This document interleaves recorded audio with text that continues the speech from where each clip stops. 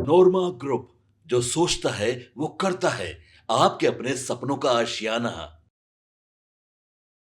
प्रशांत किशोर जाएंगे जेल, ये बात हम नहीं कर रहे हैं, बल्कि प्रशांत किशोर ने खुद ही इस बात को लेकर के आज चर्चा की है। और प्रशांत किशोर के जेल जाने की बात हम क्यों कर रहे हैं, आपको बता दें कि आज जब पत्रकार से बात कर रहे थे प्रशांत किशोर, कई तरह के खुलासे कर रहे थे। हालांकि प्रशांत किशोर ने साफ कह दिया है कि अगर मुझ में कोई दोष हो, मैंने कोई गलती की है या किसी तरह का कोई आरोप मुझ पर है तो सरकार आपकी है, आप मुझे जेल में ठूस सकते हैं, मुझ पर केस कर सकते हैं। प्रशांत किशोर ने उस केस के भी जिक्र की जिसको लेकर के ये चर्चाएं चल रही थी, और पत्रकारों ने पूछा भी कि कहीं ऐसा तो नहीं कि आप भी उस पचड़े में फंस जाएंगे और जेल जाएंगे।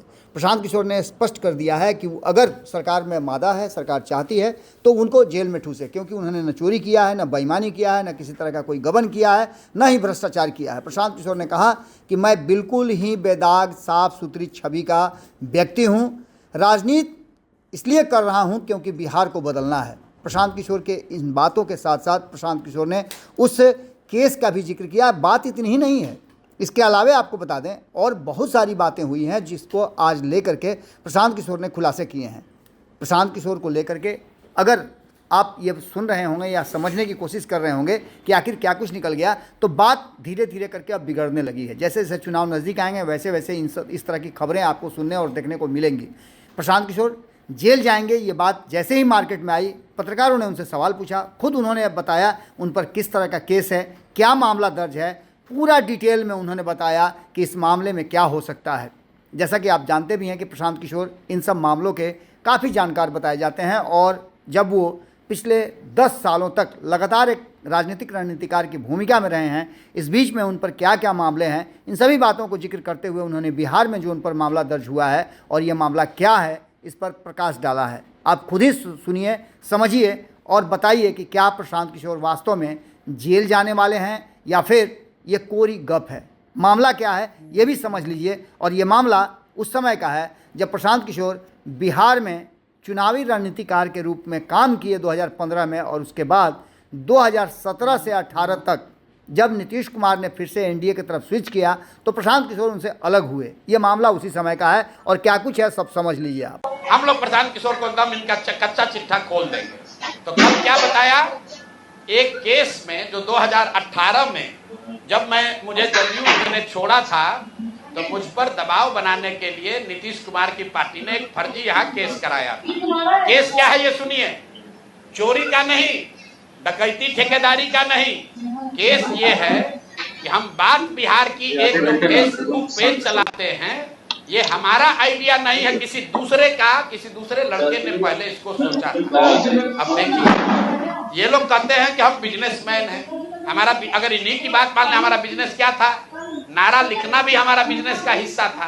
तो देश भर का नारा लिख रहे हैं हम, और हमारा बात बिहार की लिखने के लिए हम दूसरे का चोरी करके लाए। ये मामला कोर्ट में गया, कोर्ट ने इसको सिरे से खारिज कर दिया।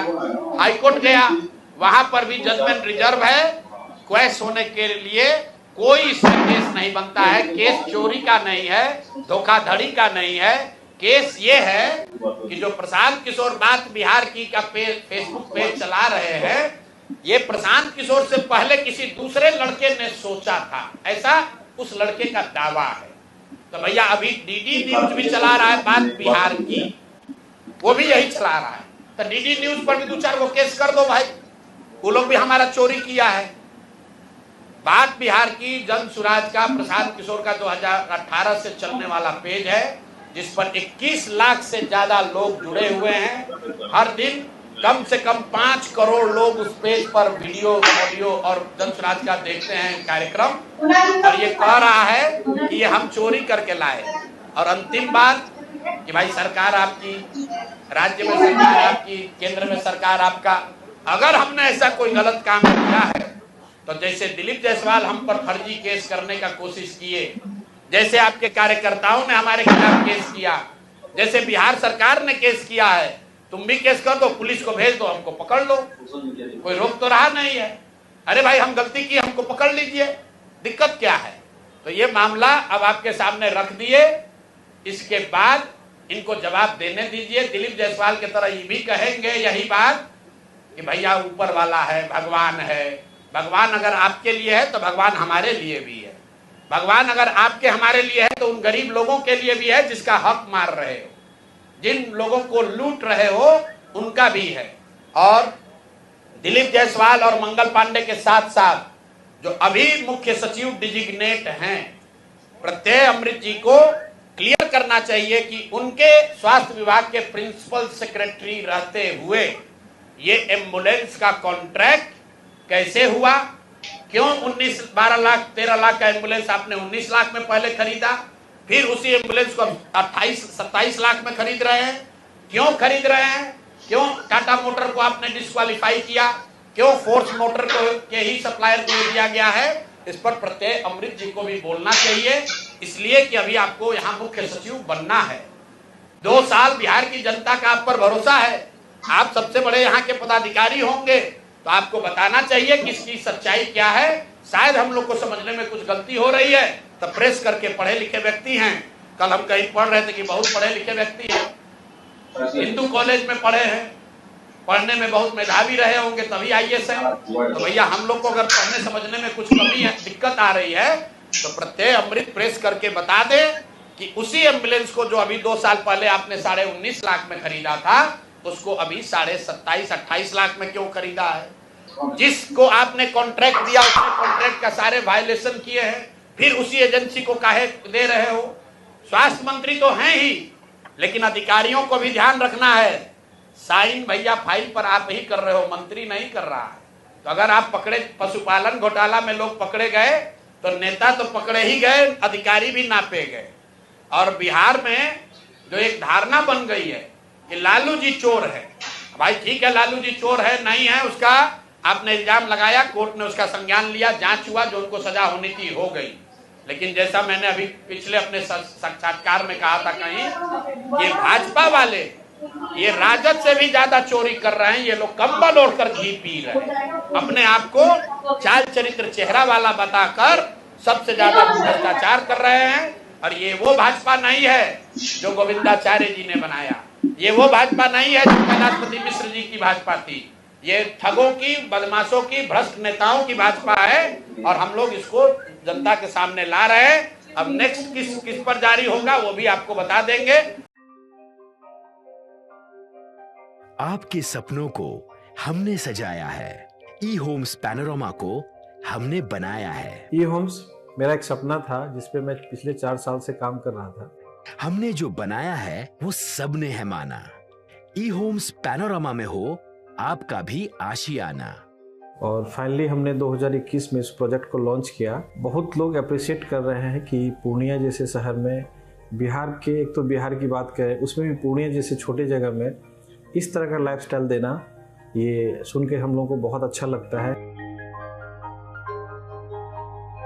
ई होम्स में हमने कुछ और भी किया है, जैसे हम जिस जगह में रह रहे हैं हमारे फैमिली सिक्योर हो, उनको सिक्योरिटी का ध्यान में रखा है।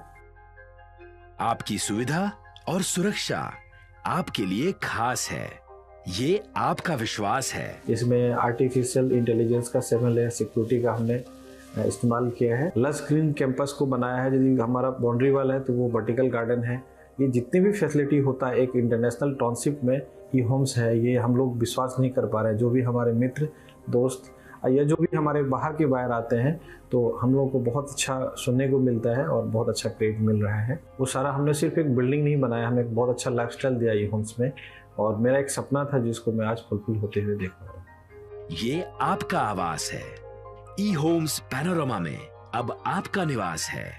E Homes Panorama, luxurious lifestyle redefined.